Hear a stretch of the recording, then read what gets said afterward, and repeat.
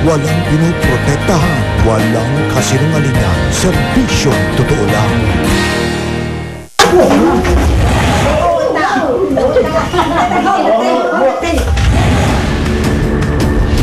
This is strong. Sa laki at bigat ng bayawak, naging mahirap ang paghawak ko para magamot ito. Mabigat to.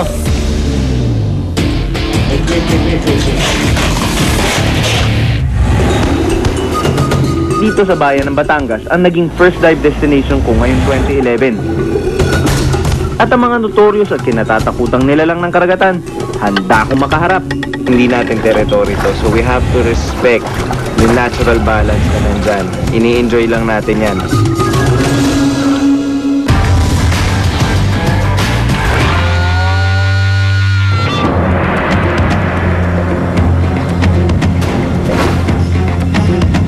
Siya ay isang hayop malakas, matikas,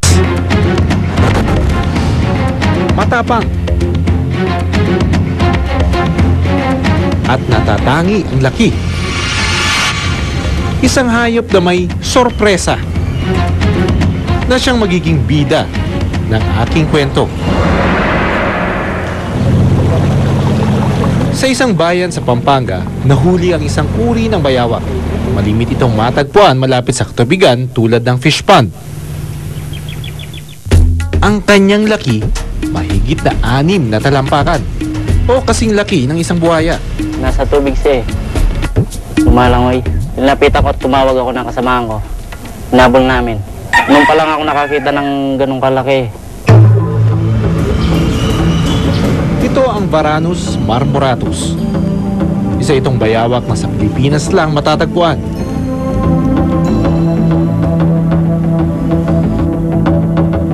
Kilala rin silang kumakain ng mga isda, daga, ibon at patay na bagay. Dapat daw sana ay kakatayin ng mga bayawang na ito ng mga nakahuli. My nephew paid 1,500. And I'm afraid, if we do this, I do not like this to happen to lose our bayawak in the long run, Because if this will keep on going, this will go on and on, mawawala na itong ating mga wild, animals, di ba? Ayaw ko nga pakain ng Pilipino. 3 araw na itong nasa pangangalaga ng mga nakasagip.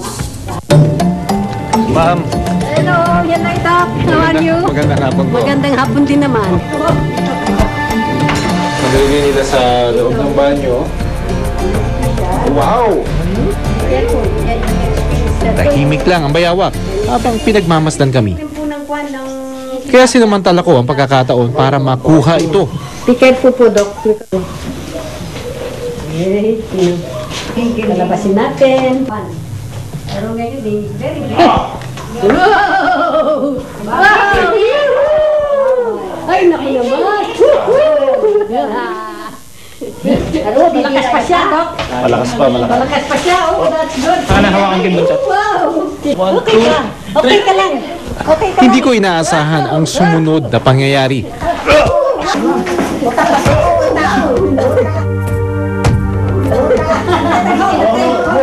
Yes! Malakas pa siya, Doc. Be careful, nababarang. Be careful. Maraming buntot. Maraming buntot na. 2, 3. Here we go.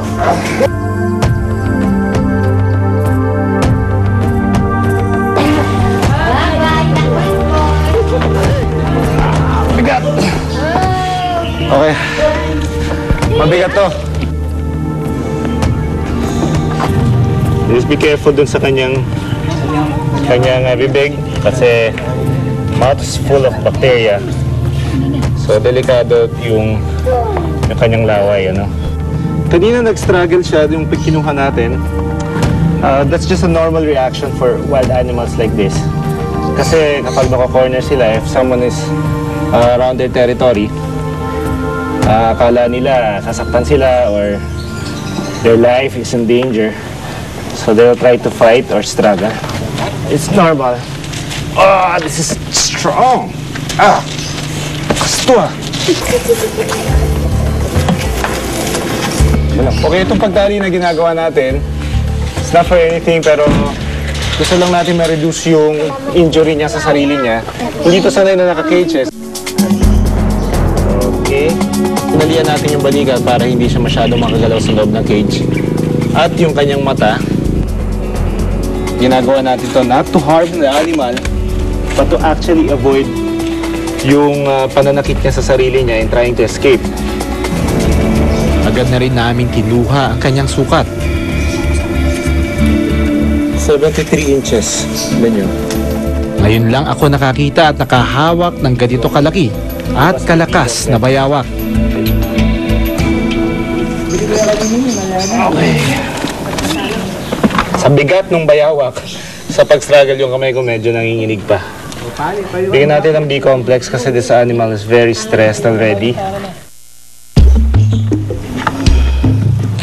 This one works. Yan, so mas tahimik siya ngayon. Although medyo worried ako doon sa paa niya kasi baka pawala. Hopefully that will stand sa biyahe natin papuntang Maynila.